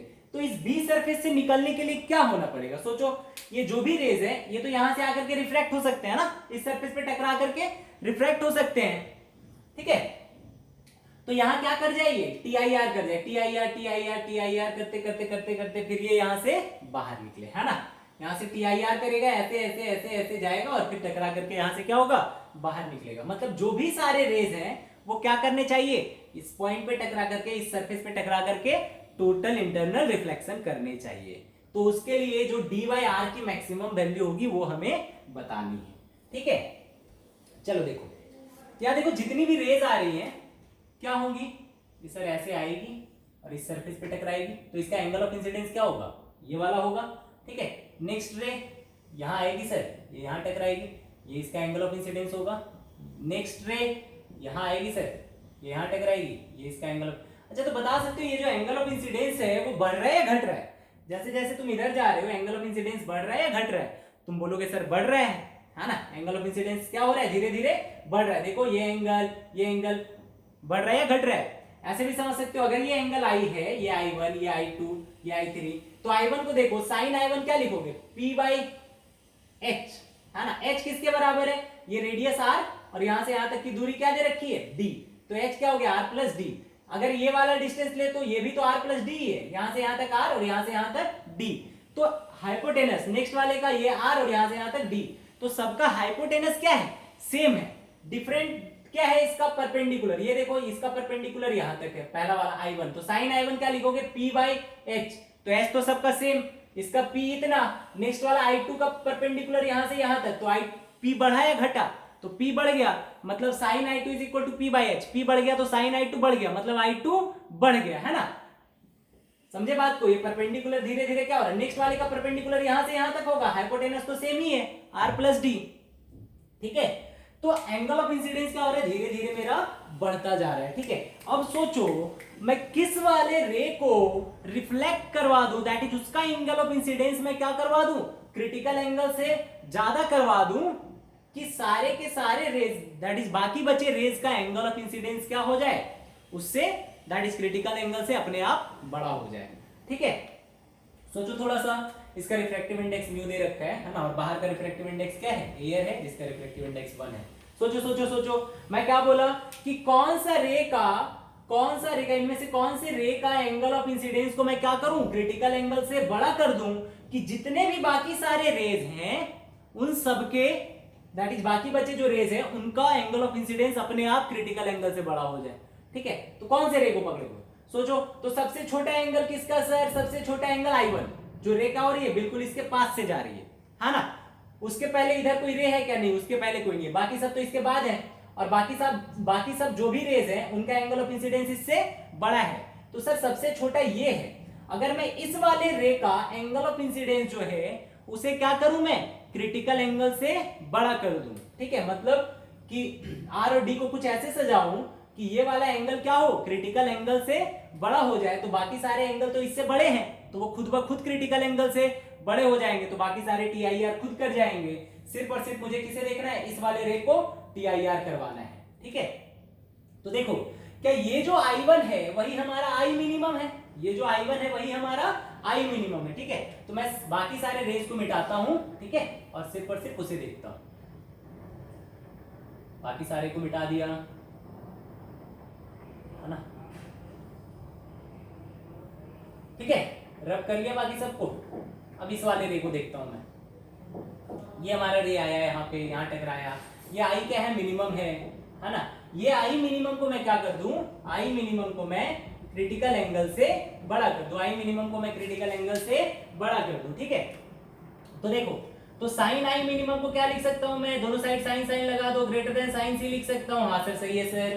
ठीक है, तो साइन I मिनिमम, देखो साइन I मिनिमम ये I है, ये डिस्टेंस कितना है, R है, और ये डिस्टेंस कितना है, ये देखो यहाँ से यहाँ तक R और यहाँ से यहाँ तक D, तो ये पूरा कितना हो गया, R प्लस D हो गया। तो बताओ sine I is equal to P/H, मतलब लिख सकता हूँ इसे R upon R plus D greater than sine C। Sine C की वैल्यू मैं क्या लिख सकता हूँ, 1/म्यू लिख सकता हूँ। यहाँ से R प्लस D को उधर ले जाओ तो R plus D upon R, समझ रहे हो, इस म्यू को इधर लाया और इस R प्लस D को उधर ले गया। ठीक है, अब यहाँ से क्या कर सकता हूँ मैं, अब इसे देखो, इसे थोड़ा सा सॉल्व करो, म्यू आ जाएगा greater than 1 plus D upon R. ठीक है, और सॉल्व करो इसे, तो 1 प्लस डी बाई आर मुझे क्या दे रखा है, less than 1 plus D by R क्या दे रखा है, लेस देन म्यू दे रखा है, तो डी बाई आर क्या हो जाएगा हमारा, लेस देन म्यू माइनस 1 हो जाएगा। तो सोचो डी बाई आर क्या है, हमेशा म्यू माइनस 1 से छोटा होना चाहिए, तो इसकी मैक्सिमम वैल्यू कितनी होगी, ये वाली वैल्यू हमेशा इससे छोटी, इससे मतलब कोई वैल्यू क्या है, 4 से छोटी, तो 4 से छोटी मतलब 4 से छोटी 3.9, 3.8, 3, 2, 1 है ना, तो मैक्सिमम वैल्यू क्या होगी, उसके खुद के बराबर। ठीक है, तो डी बाई आर की मैक्सिमम वैल्यू क्या होगी सर, डी बाई आर की जो मैक्सिमम वैल्यू है वो हो गई हमारी म्यू माइनस 1 के बराबर। तो ये हो गया हमारा आंसर।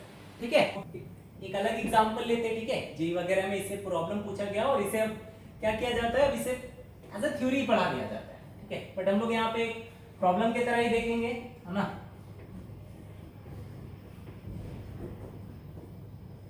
क्या दे रखा है कि एक तालाब है। ठीक है, ये एक तालाब है,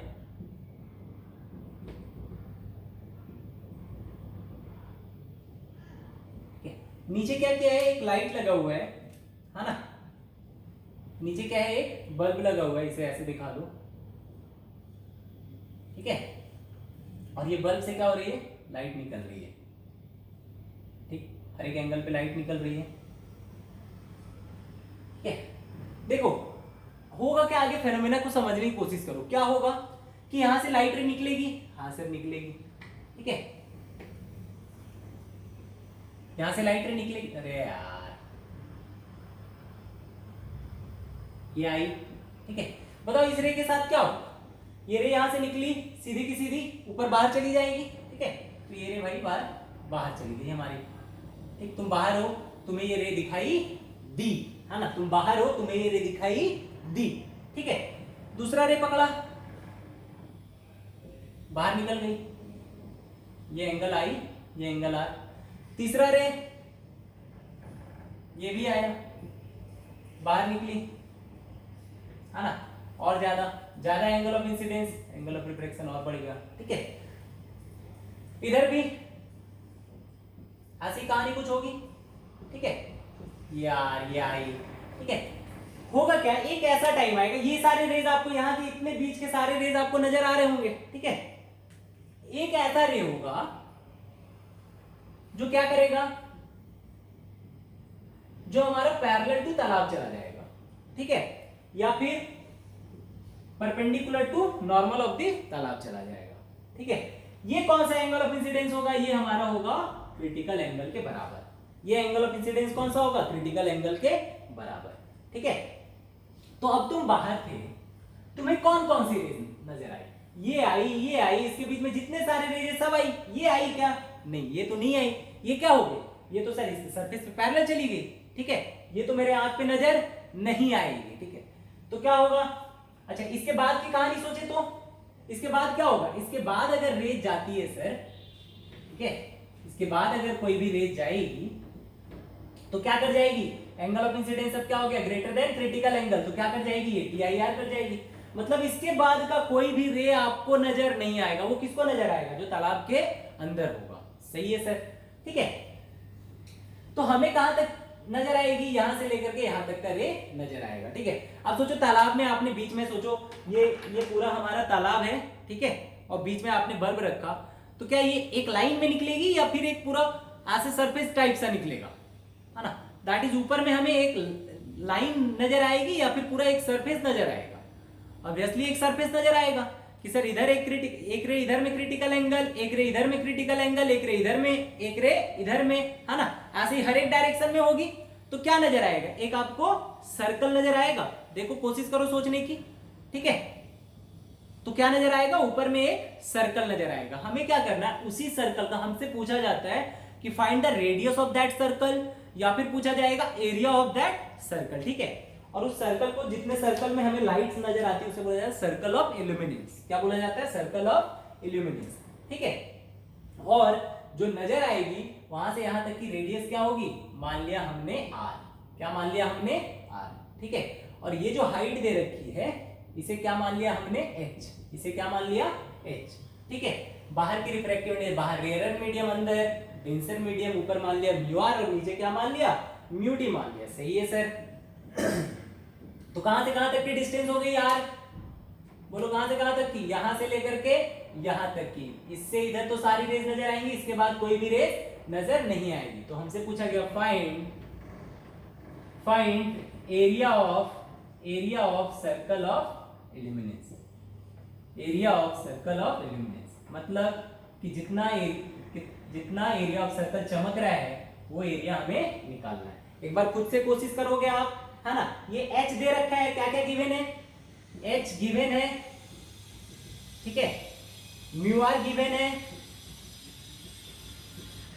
म्यू डी गिवन है, ठीक है। r हमें फाइंड करना है और r फाइंड पता चल गया तो a भी हमारा पता चल जाएगा। a कितना हो जाएगा हमारा, पाई r स्क्वायर के बराबर हो जाएगा, ठीक है। तो ये हो गया हमारा टोटल इंटरनल रिफ्लेक्शन, ठीक। बहुत सारे प्रॉब्लम्स भी किए, अलग अलग तरीके के प्रॉब्लम्स भी किए हम लोगों ने, है ना। समझा भी टोटल इंटरनल रिफ्लेक्शन हमारा क्या होता है, ठीक है। और कुछ क्वेश्चंस भी दिए गए, कोशिश करना उन सारे क्वेश्चंस को सॉल्व करने को, ठीक है। और ये जब सॉल्व हो जाए ना आपसे, तो म्यू आर को आप 1 ले लेना। जब ये आपसे पूरा सॉल्व हो जाए तो म्यू आर किसके बराबर ले लेना, 1 ले लेना, और म्यू डी आप ले लेना √2। म्यू डी कितना ले लेना आप, या √2 छोड़ो, 4/3 ले लेना, ठीक है। वाटर है तो 4/3 ले लेना, ठीक है। और कोशिश करना ये आंसर निकालने की, ठीक है। और वो आंसर कमेंट बॉक्स में अगर हो सके आंसर निकल जाए तो कमेंट बॉक्स में कमेंट करो, ठीक है। तो आज हम लोगों का क्रिटिकल एंगल और टोटल इंटरनल रिफ्लेक्शन हम लोगों का खत्म होता है, ठीक है। नेक्स्ट वीडियो में हम लोग क्या देखेंगे, प्रिज्म के बारे में पढ़ेंगे, ठीक। और फिर हम लोग आगे रिफ्रैक्शन थ्रू कर्व्ड सरफेसेस और आगे जो भी लेंस वगैरह है उसके बारे में देखेंगे, ठीक है। तब तक आप पिछले सारी चीज़ों को रिवाइज करें। इसके ऊपर जो भी बेस्ड डीपीक्यू होंगी वो आपको डिस्क्रिप्शन में प्रोवाइडेड होंगे, वहाँ से आप उसे डाउनलोड करके सॉल्व कर सकते हैं। जो भी डाउट्स हो आप कमेंट बॉक्स में कमेंट करके पूछें, या फिर जो हमारा व्हाट्सएप ग्रुप है उस पर आप कमेंट कर, दैट इज वहाँ पर आप क्वेश्चन आप हमसे पूछ सकते हो, ठीक है। चलिए तब तक के लिए all the best, thank you.